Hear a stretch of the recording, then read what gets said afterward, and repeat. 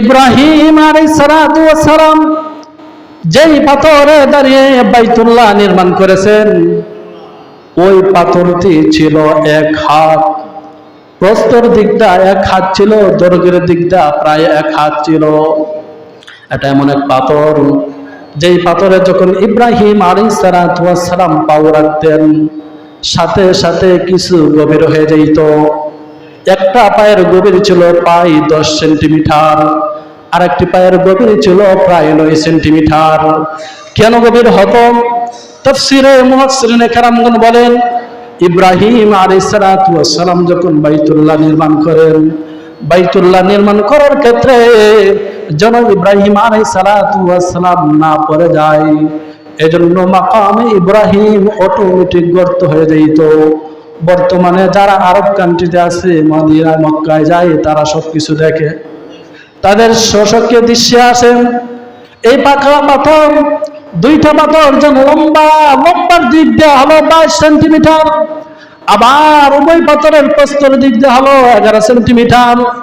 এই যে পাথর মাকাম ইব্রাহিম এবং হাজর আসওয়াদ, ওই দুই পাথরের দূরত্ব হলো 14.5 মিটার। 14.5 মিটার। ওই পাথরের উপর ইব্রাহিম আলাইহিস সালাতু ওয়াস সালাম বাইতুল্লাহ নির্মাণ করেছেন। বাইতুল্লাহ নির্মাণ করার পর আবার মহান আল্লাহ তাআলা ইব্রাহিমকে ডাক দিয়ে বলেন, ওয়াজ্জিন ফিন্নাস বিল হাজ, হে ইব্রাহিম খলিলুল্লাহ, তুমি এই পাথরের উপরে দাঁড়িয়ে তুমি মানুষকে হজের জন্য আহ্বান করো, মানুষকে ডাক দাও, মানুষ যেন আমার ঘর তওয়াফ করে, আমার ঘর যেন জিয়ারত করে। আবার ইব্রাহিম আলাইহিস সালাতু ওয়াস সালাম ডাক দিয়ে বলেন, ইয়া রাব্বি কাইফা আদুন নাস, কিভাবে আমি মানুষকে ডাক দিব?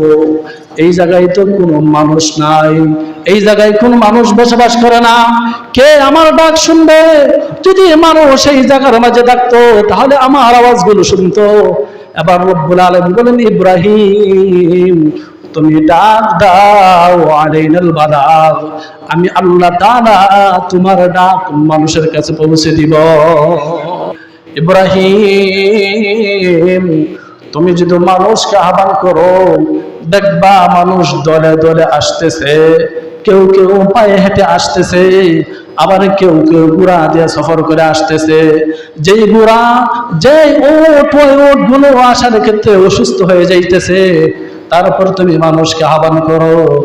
ইব্রাহিম আলাইহিস সালাতু ওয়াস সালাম যখন আহ্বান করলেন, মুফাসসিরিন কেরামগণ বলেন, এই আওয়াজটাকে রব্বুল আলামিন শুধু দুনিয়ার যত মানুষ জীবিত ছিল তাদের কাছে পৌঁছায় না, বরং কিয়ামত পর্যন্ত যত মানুষ দুনিয়াতে আসবে সবার কানের মাঝে রব্বুল আলামিন এই আওয়াজ পৌঁছে দিয়েছে।